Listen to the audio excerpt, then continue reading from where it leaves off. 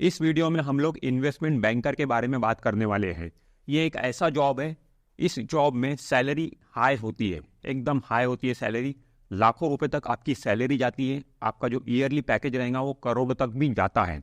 और इस जॉब में कंपटीशन बहुत लो है, बहुत लो कंपटीशन है। इन्वेस्टमेंट बैंकर बहुत कम लोग बनते हैं और बहुत लोगों को तो इनफैक्ट इन्वेस्टमेंट बैंकर जॉब के बारे में पता ही नहीं है। ये ऐसा जॉब है, लोगों को पता भी नहीं है। तो कंपटीशन यहाँ पे बहुत लो है और अपॉर्चुनिटी और स्कोप यहाँ पे बहुत ज़्यादा है। एक बार अगर आप इन्वेस्टमेंट बैंकर बन गए तो आपको पीछे मुड़कर देखने की ज़रूरत नहीं है। आपकी लाइफ सेट हो गई, आपका करियर सेट हो गया। बहुत स्कोप यहाँ पे है, बहुत अपॉर्चुनिटी आपको मिलेंगी एक बार अगर आप इन्वेस्टमेंट बैंकर बन गए। तो दोस्तों, ये इन्वेस्टमेंट बैंकर होता क्या है, ये जॉब क्या है, ये इन्वेस्टमेंट बैंकर आप कैसे बन सकते हो, कहाँ पर आपको जॉब करना पड़ता है, इसके लिए क्या क्या एलिजिबिलिटी है, क्या आपका एजुकेशन होना चाहिए, ये सारी बातें इस वीडियो में मैं आपको बताने वाला हूँ। अब समझते हैं कि ये इन्वेस्टमेंट बैंकर होता क्या है। तो दोस्तों देखिए, जैसे कि इन्वेस्टमेंट एडवाइजर होता है, कोई इन्वेस्टमेंट एडवाइजर है, वो पर्टिकुलर बंदे को गाइड करता है कि सर आप यहाँ पर पैसा इन्वेस्ट करिए, ठीक है, यहाँ से आपको इतना रिटर्न मिलेगा, यहाँ से आप इतना लोन ले सकते हो। और मतलब वो उसका जो वेल्थ है उसको बढ़ाने की कोशिश करता है, किस तरीके से पर्टिकुलर बंदे की वेल्थ बढ़े, उसमें फाइनेंशियल एडवाइजर उसकी हेल्प करता है। ठीक उसी तरीके से ये इन्वेस्टमेंट बैंकर एक ऐसा बंदा होता है जो किसी इंडिविजुअल की हेल्प नहीं करता है, बल्कि पूरी की पूरी कंपनी की हेल्प करता है। मान लो कोई कंपनी है जैसे कि जोमेटो, अब ये इन्वेस्टमेंट बैंकर है, ठीक है। अब ये इन्वेस्टमेंट बैंकर मान लो जोमेटो को अगर सर्विस दे रहा है, तो ये क्या करेगा, इन्वेस्टमेंट बैंकर जोमेटो के सारे फाइनेंशियल डिसीजन लेगा ताकि जोमेटो कंपनी ग्रो करे और ज़्यादा बड़ी कंपनी बने।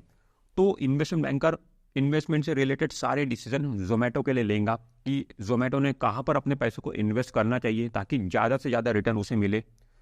लोन, उसे कितना लोन लेना चाहिए, कहाँ से लोन लेना चाहिए, इसके डिसीजन इन्वेस्टमेंट बैंकर लेगा जोमेटो के लिए। आईपीओ, जब अगर आईपीओ तो आ चुका है, जोमेटो तो लिस्ट हो चुकी है, जब भी कंपनी आईपीओ लाती है तो उसका प्राइस बैंड क्या होना चाहिए, इशू साइज क्या होना चाहिए, और भी जो आईपीओ से रिलेटेड बातें हैं, सारी प्रोसेस इन्वेस्टमेंट बैंकर देखता है।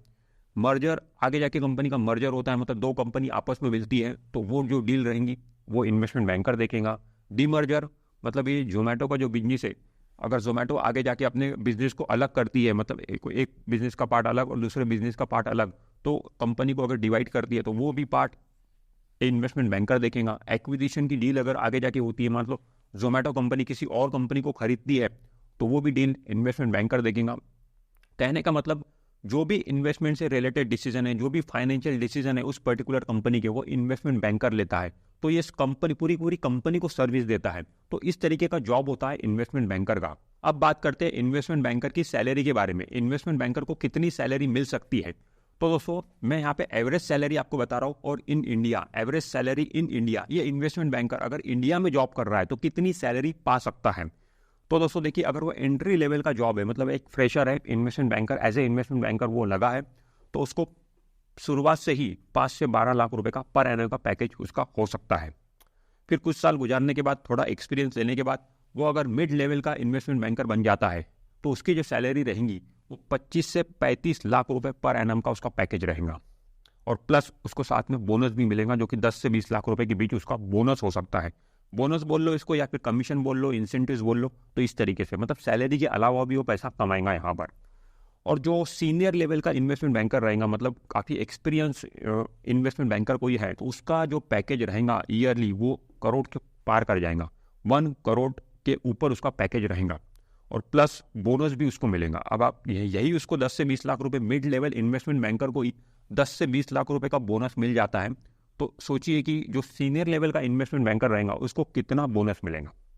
तो सैलरी से ज़्यादा बोनस, कई कई केसों में ऐसा भी रहता है कि सैलरी को बोनस क्रॉस कर जाता है, जितनी उनकी सैलरी नहीं होती उससे ज़्यादा वो बोनस के रूप में कमा लेते। तो डिपेंड करता है कि इन्वेस्टमेंट बैंकर किस तरीके से काम कर रहा है।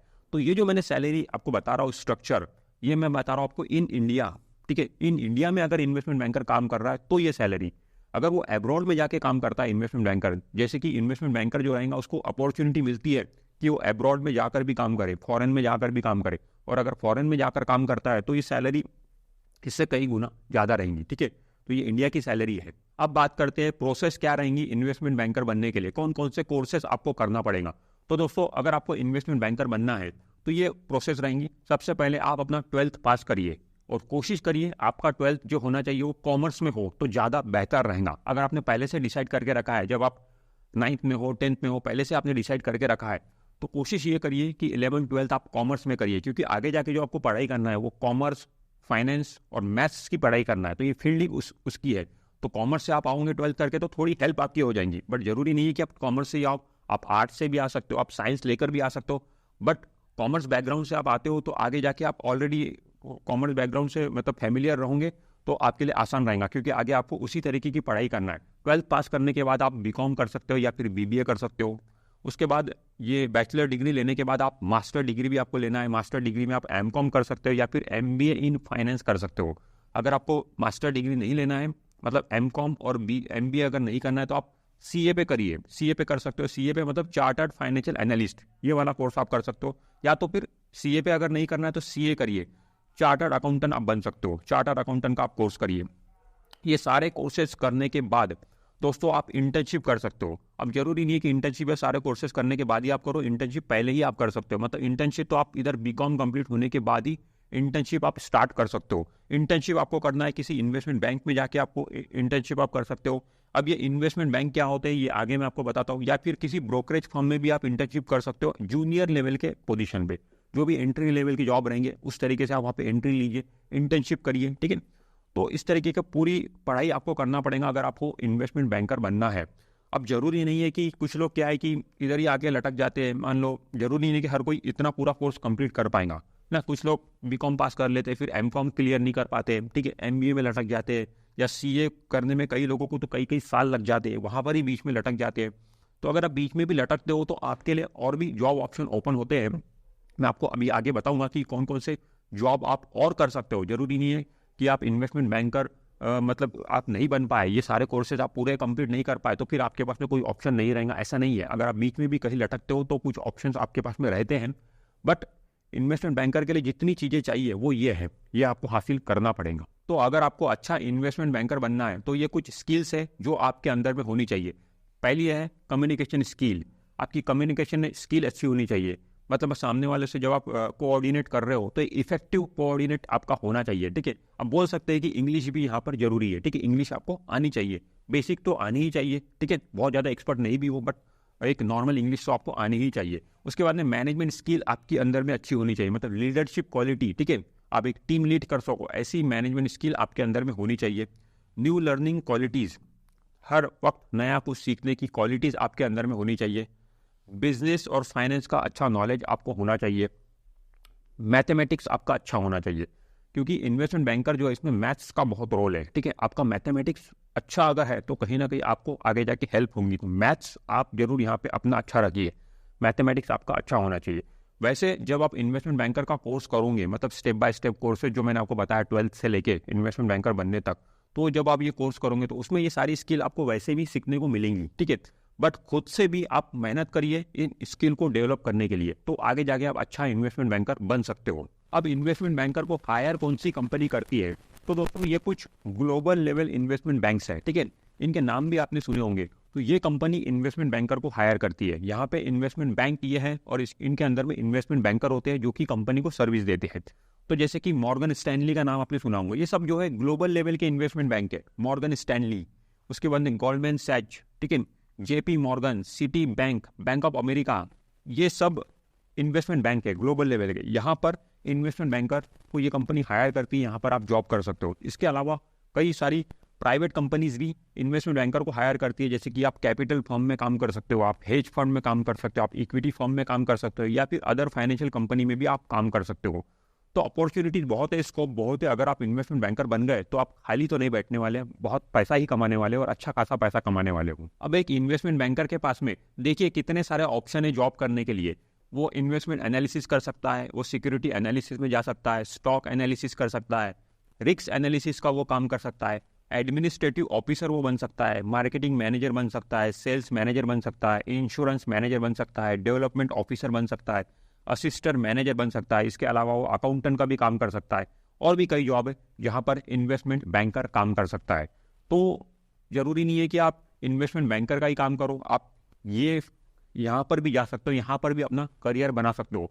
तो एक बार आप इन्वेस्टमेंट बैंकर बन गए तो बहुत सारे जॉब्स आपके लिए हैं, बहुत सारे स्कोप आपको मिलेंगे, बहुत सारी अपॉर्चुनिटीज आपको मिलेंगी, पैसे की आपको कमी नहीं होने वाली है। इन्वेस्टमेंट बैंकर की सैलरी तो हाई होती है, बट उतनी ही ज़्यादा उन्हें मेहनत भी करनी होती है, काफ़ी चैलेंजेस भी होते हैं इन्वेस्टमेंट बैंकर के जॉब में। तो दोस्तों देखिए, ये सब कॉमन बातें हैं इन्वेस्टमेंट बैंकर के जॉब में। लॉन्ग वर्किंग आवर्स उनके हो सकते हैं, टाइट उनकी डेडलाइंस रहेंगी, जो काम उनको इस पर्टिकुलर पीरियड में ख़त्म करना है तो करना ही है, टाइट डेडलाइंस वहाँ पे रहेंगी।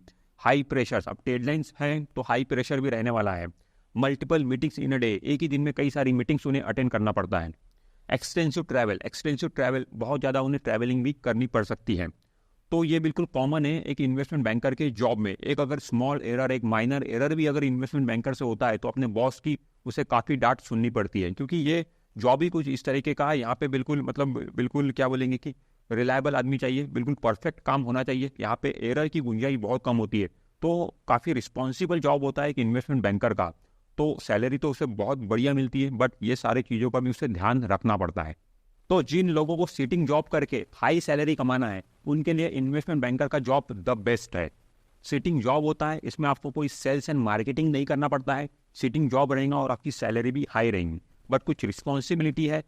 जो काम आपको दिया जाएगा वो काम आपको परफेक्टली करके देना पड़ेगा। तो उनके लिए बेस्ट जॉब है इन्वेस्टमेंट बैंकर। एक सिटिंग जॉब करके हाई सैलरी कमाना की जो इच्छा रखते हैं उनके लिए सबसे बढ़िया जॉब है। तो दोस्तों, इस वीडियो में हमने इन्वेस्टमेंट बैंकर के बारे में समझा, कैसे आप इन्वेस्टमेंट बैंकर बन सकते हो, क्या क्या आपको करना पड़ेगा, ये सारी बातें हमने समझी। अगर वीडियो अच्छा लगा है, वीडियो को लाइक करिए, चैनल को सब्सक्राइब करिए। मैं मिलता हूं आपसे नेक्स्ट वीडियो में। This is Imran Shaikh signing of.